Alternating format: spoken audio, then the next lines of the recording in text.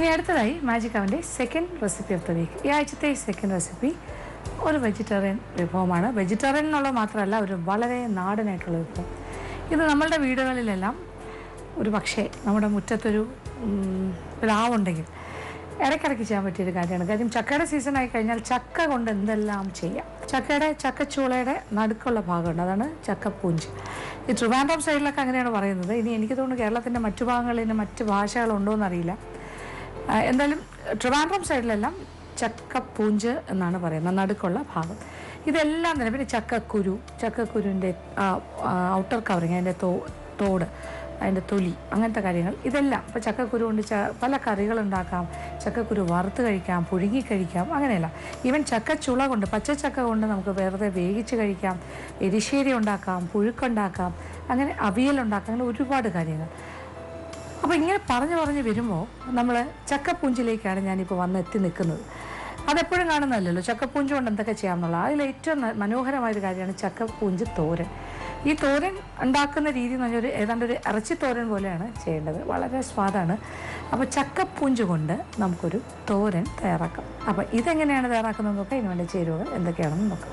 ചക്കപ്പൂഞ്ച് ചെറിയ ചതുര കഷ്ണങ്ങളായി അരിഞ്ഞത് 2 കപ്പ്, കുരുമുളക് പൊടി 1.5 ടീസ്പൂൺ, മഞ്ഞൾപ്പൊടി 1/2 ടീസ്പൂൺ, മല്ലിപ്പൊടി 1 ടീസ്പൂൺ, ഉപ്പ് ആവശ്യത്തിന്, തേങ്ങ ചെറുതായി കൊത്തി അരിഞ്ഞത് 1/2 കപ്പ്, ചെറിയ ഉള്ളി 20 എണ്ണം കുറച്ച് ഘനത്തിൽ വട്ടത്തിൽ അരിഞ്ഞത്, വെള്ളം 1.5 കപ്പ് മുതൽ 2 കപ്പ് വരെ.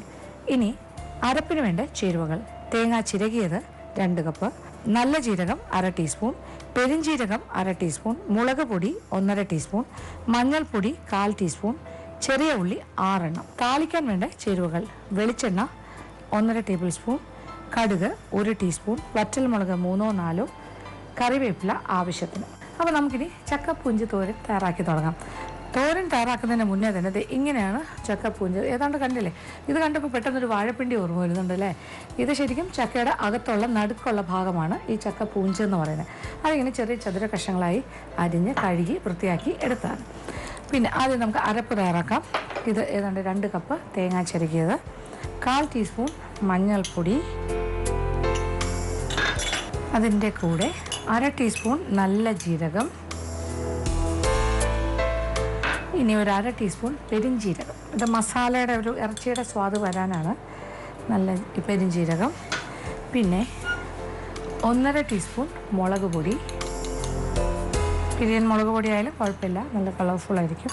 ഇതിനകത്തേക്ക് ഒരു 5-6 ചെറിയ ഉള്ളി. ഇതെല്ലാം കൂടി ചേർത്തിട്ടൊന്ന് തോരൻ പാകത്തിന് ഇച്ചിരി കൂടെ ഒന്ന് ചതച്ച്, എനിക്ക് തോന്നുന്നു ഒരു അവിയൽ പോലെ, ഒരുപാട് അരയരുത്, തോരനെക്കാട്ടിലും ഒരല്പം കൂടി ആ ഒരു പാകത്തിന് അരച്ചെടുക്കണം. അതാണ് നമുക്ക് വേണ്ട അരപ്പ്. ഇത് നമ്മൾ അരച്ചെടുത്ത അരപ്പാണ് നമ്മളുടെ ചക്കപ്പൂഞ്ച് തോരന് വേണ്ടി. അരപ്പ് റെഡി. ഇനി നമ്മൾ എന്താ ചെയ്യാൻ പോകുന്നത്? അടുപ്പ് കത്തിക്കുന്നു. ആദ്യം കുറച്ച് വെളിച്ചെണ്ണ താളിച്ച് തന്നെ തുടങ്ങാം.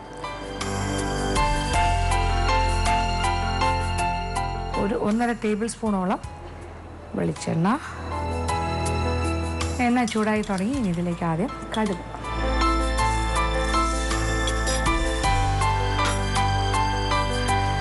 കടുക് പൊട്ടി തുടങ്ങി. ഇനി വറ്റൽമുളക് 2, 3, 4. ഇനി എന്താ? കറിവേപ്പില ആവശ്യത്തിന്.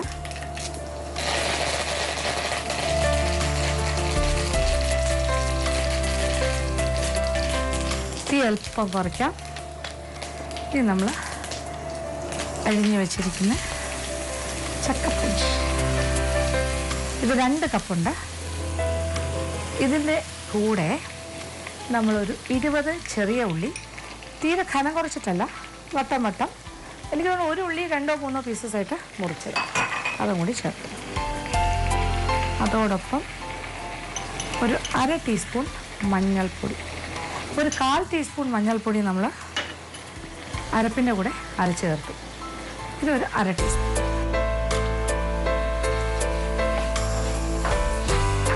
ഇനി ഒന്ന് ഒരു 5 മിനിറ്റ് വഴറ്റണം.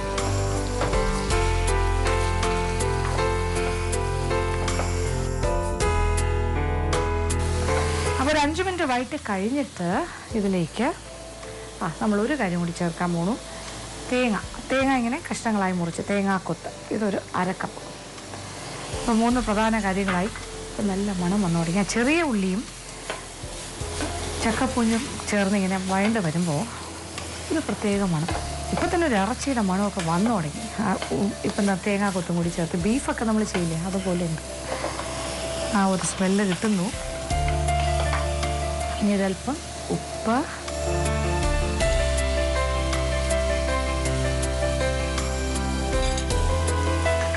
അതോടൊപ്പം ഇനി നമ്മൾ എന്താ ചെയ്യണം, കുരുമുളക് പൊടി. അതാണ് പ്രധാനം. ശരിക്കും പറഞ്ഞാൽ മുളക് പൊടിയൊന്നും അല്ല, ഇതിന് പ്രധാനമായിട്ടുള്ളത് കുരുമുളക് പൊടിയാണ്. അപ്പോൾ ഒരു 1.5 ടീസ്പൂണോളം തരിതരിപ്പായി പൊടിച്ച കുരുമുളക് പൊടി. അപ്പോൾ നന്നായിട്ട് കുരുമുളക് പൊടി ചേർത്ത് കൊടുക്കുക.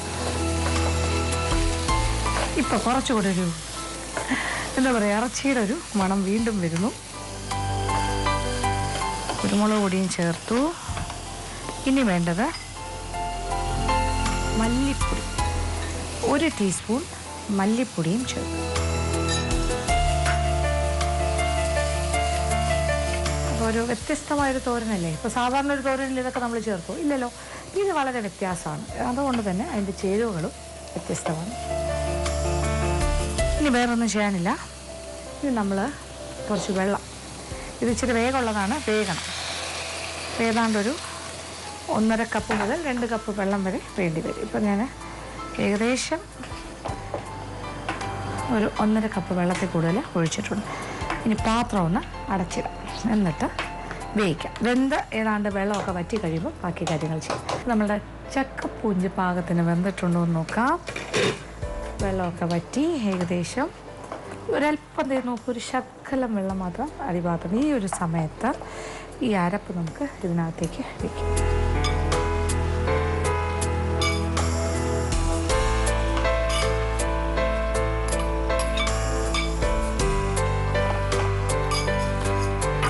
എന്നിട്ട് ഇതിനെ ഒന്ന് ഇങ്ങനെ കവർ ചെയ്യാം. ഇതെന്തിനാണ് ഇങ്ങനെ ചെയ്യുന്നതെന്ന് വെച്ചാൽ,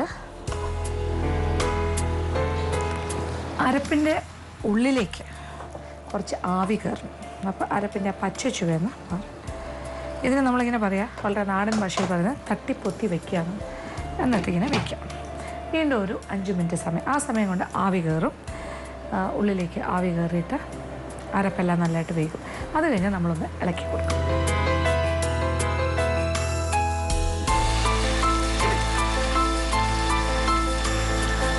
അപ്പോൾ ഒരു 5 മിനിറ്റ് സമയം കഴിഞ്ഞു. ഞാൻ അടപ്പ് മാറ്റി ഇനി ഒന്ന് ഇളക്കി കൊടുക്കാം.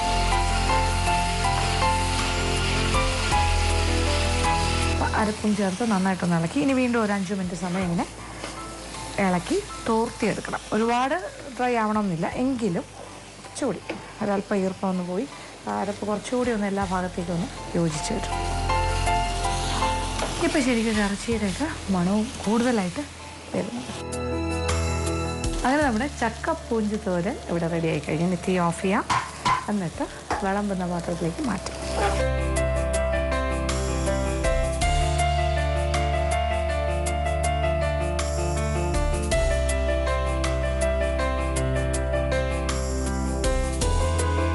അങ്ങനെ നമ്മുടെ ചക്കപ്പൂഞ്ച് തോരൻ ഇവിടെ റെഡിയായി കഴിഞ്ഞു. വളരെ സ്വാദാണ്.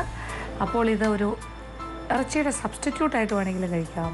പിന്നെ വെജിറ്റേറിയൻസിന് വളരെ ഗംഭീരമായിരിക്കും, നോൺ വെജിറ്റേറിയൻസിന് പോലും ഇഷ്ടമാവും. ഇതൊരു കണവത്തോരനോ അല്ലെങ്കിൽ കൊഞ്ചു തോരനോ ഒക്കെ പോലെ നമുക്ക് അതുപോലെ തന്നെ ആയിരിക്കും. ഭയങ്കര സ്വാദാണ്. അപ്പോൾ തീർച്ചയായിട്ടും പരീക്ഷിക്കുക, എല്ലാവർക്കും ഇഷ്ടമാവും. പിന്നെ ഇതിൻ്റെ എരിവിൻ്റെ കാര്യങ്ങൾ ഇഷ്ടാനുസരണം ക്രമീകരിക്കുക. ഞാൻ 1.5 ടീസ്പൂൺ കുരുമുളക് പൊടി 1.5 ടീസ്പൂൺ മുളക് പൊടിയും ചേർത്തിരുന്നു. അതിലേതിൻ്റെങ്കിലും എരിവ് കൂടുതലാണെന്ന് തോന്നുകയാണെങ്കിൽ വേണമെങ്കിൽ കുറയ്ക്കാം.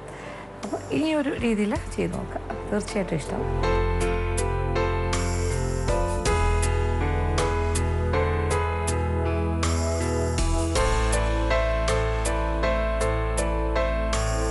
ഇന്നത്തെ എപ്പിസോഡ് കാണിച്ച 2 വിഭവങ്ങളും എല്ലാവർക്കും തന്നെ ഇഷ്ടപ്പെടണമെന്ന് വിചാരിക്കുന്നു. ആദ്യം കാണിച്ചത് ഒരു സ്നാക്ക് ഐറ്റമോ അല്ലെങ്കിൽ ഒരു വറവൽ ഐറ്റം പോലെയാണ്. നമുക്ക് കുപ്പിയിൽ സൂക്ഷിച്ച് കഴിക്കാൻ പറ്റിയ കാര്യം, സ്റ്റോർ ചെയ്യാൻ പറ്റിയ കാര്യം, ചിപ്സ് മാതിരി. അത് തുക്കിടി എന്ന് പറഞ്ഞൊരു പലഹാരം. പിന്നെ രണ്ടാമത് കാണിച്ചതും വളരെ നാടനായിട്ടുള്ള ഒരു ചക്കപ്പൂഞ്ച് തോരൻ. അപ്പോൾ 2 വിഭവങ്ങളും പരീക്ഷിക്കും. ഇന്നത്തെ എപ്പിസോഡ് ഇവിടെ അവസാനിക്കുകയാണ്. വീണ്ടും പുതിയ വിഭവങ്ങളുമായി മാജിക് ഫാമിലി